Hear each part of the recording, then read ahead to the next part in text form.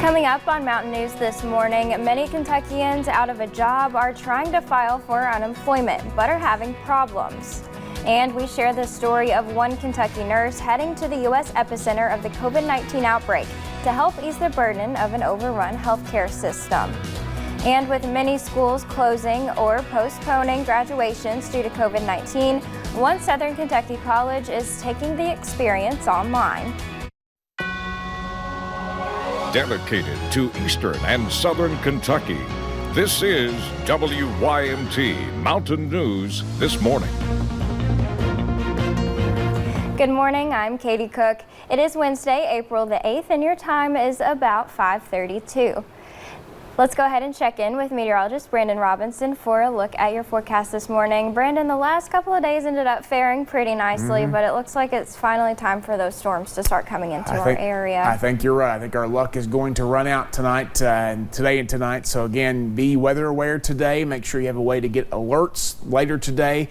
And let's take a look at what we're looking at right now. We take a look at the last 6 hours on the satellite and radar here as we head into the 5:30 half hour, and you'll see some rain off to our north and east. I'm going to zoom out a little bit, and you'll see a lot of it cutting closer here, especially in northern Kentucky. Could clip some of our counties a little bit later on this morning. We'll have to kind of watch and see how that plays out, but the big action will be later today and tonight. Temperatures are very, very mild this morning. These are higher than our average highs for the daytime hours in some places for this time of the year. 70 in Huntington, 67 Jackson Hazard, 68 Prestonsburg, Moorhead, and Logan. Some low 60s down toward the Cumberland Valley, I-75 and Lake Cumberland corridor. 57 in Wise, the cool spot this morning, and I say that mildly. We're looking at temperatures that will climb again back into the mid to upper 70s, close to 80 later today, and those chances for showers and storms will be scattered throughout much of the day, but we'll start to pick up with the cold front later tonight. We'll talk more about that coming up here in just a little bit. Katie?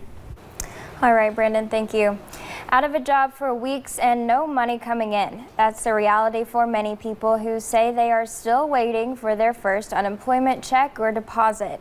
The governor says they are still working to fix problems. WYMT's Phil Pendleton talked with some people who are trying to find answers. Joshua Gill is taking care of a newborn, all the while wondering how he's going to make ends meet for a new baby and 3 kids. It's just kind of a scary situation having a family to take care of, and then the unemployment not coming in right now. Gill is among thousands out of work and full of questions, often waiting for a phone call or an email. Why there's so many people that ain't getting nothing. I understand that they're busy. We absolutely have to do better. We're working with an antiquated system that still wants to tell people who qualify that they don't, because while the law has changed, the software that has created all this and is supposed to streamline it now doesn't work. The problems early on were people having trouble logging on or even having their phone calls answered here in Frankfort. But now, or recently, people are wondering why their first checks haven't even arrived yet. Una McCarthy says her son was laid off and a check of his checking account revealed a puzzling problem. Then last week, he got a deposit into his account for $0. So he wasn't sure what that meant. Other people have said they're getting messages saying their claims are under investigation. Gill said he would just like more communication from the state. It's nothing, even if it's a piece of paper in the mail. But they're letting us know nothing. Governor Beshear says they will continue to hire more people to help process claims. In Frankfort, Phil Pendleton, WYMT Mountain News. The stories coming from healthcare workers in New York City show just how much strain is being put on their people. The state as a whole is reporting more than 130,000 cases of coronavirus. Healthcare workers from around the country are now heading to the state to help meet the demand. One of those is critical care nurse Casey Jackson, who works at St. Joseph Hospital in Lexington and Clark Regional Hospital in Winchester. We're trained to take care of the injured or the sick where you are the most needed, and that for me is New York. She says one of the reasons she's able to go is because Kentucky's healthcare system is relatively stable. We will hear more about her journey in our 6 o'clock hour right here on Mountain News This Morning. Events across the country are being canceled due to COVID-19. Some of those include graduations.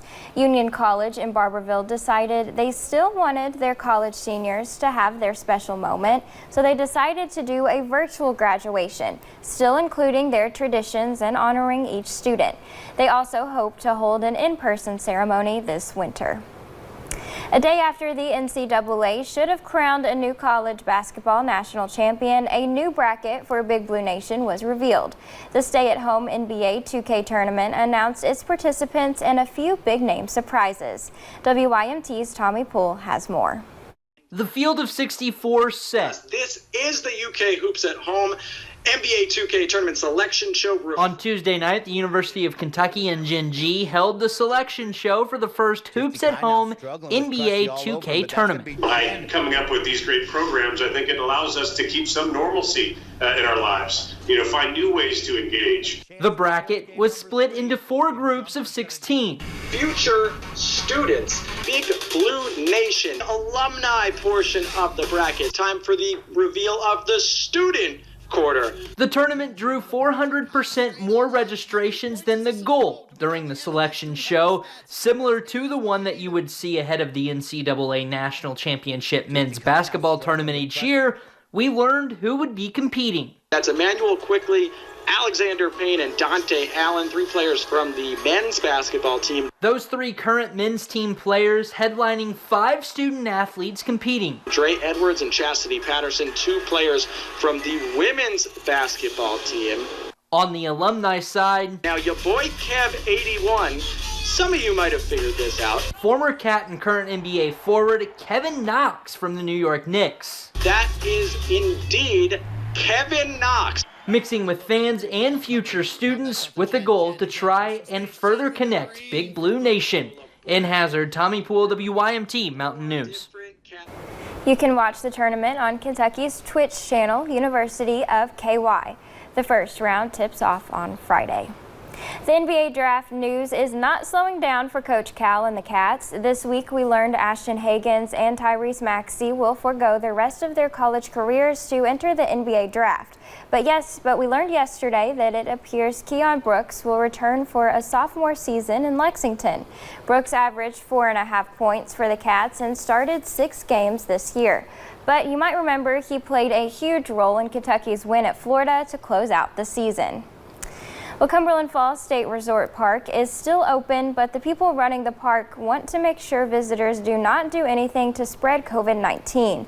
The park is open from 7 a.m. to 7 p.m. Officials ask people who have symptoms not to visit. They also note that there might not be full access to water fountains and restrooms. They are also asking people to avoid being in crowds and to stay 6 feet away from others. You have heard it mentioned often. It has become one of Governor Beshear's hashtags he asks Kentuckians to use when sharing pictures. Healthy at home.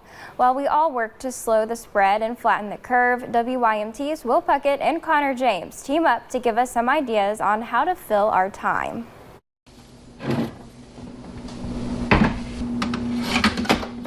Yeah.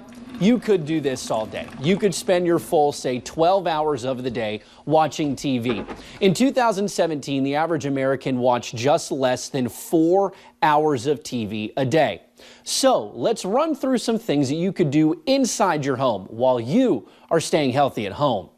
Reading a book, maybe even just for 1 hour a day, can help with memory, can treat anxiety and depression, and it could honestly help you later on in life too. And let's be honest, a lot of us need to be doing this with our free time too. So you get to about noon. You can go support your local businesses or make yourself a midday snack. $999, $1,000. Okay. Now, doctors say you should get about 30 minutes a day of exercising in to stay healthy. If this kind of exercise isn't your thing, well, you can do some brain exercises as well. Now, it's not natural to be cooped up inside all day, and we understand that. It's okay to go outside, and while you're out there, we'll show you what you can do. Now, obviously, there are a lot of things you can do outside. With the right change of clothes, you can do some sort of physical activity, like go for a run. Doctors say just going outside for around 17 minutes a day can help things like your heart and your asthma. Those are both also things that make COVID-19 worse if you get it. And in those 17 minutes you're spending outside, you can not only work out, you can pick up a skill such as something like photography. Now listen, there's even still a handful of parks you can go to and walk around at. But just remember, if there's other people there, stay 6 feet or more away from them. You don't want to spread anything you possibly may have. Now obviously there's a lot of things you can do both outside And inside. And hey, if you want to watch TV, that's okay too. The most important thing is to just stay healthy at home. I'm Connor James. And I'm Will Puckett. Now there's a lot more families can do both inside and outside, like puzzles or tossing around a football or baseball. Coming up, many folks talk about healthcare workers when on the subject of essential workers, but in New Zealand, 2 special editions are being put on the list. Today is definitely a day to stay weather aware. We have the potential for severe weather later today and tonight. I'll have the latest in about 3 minutes.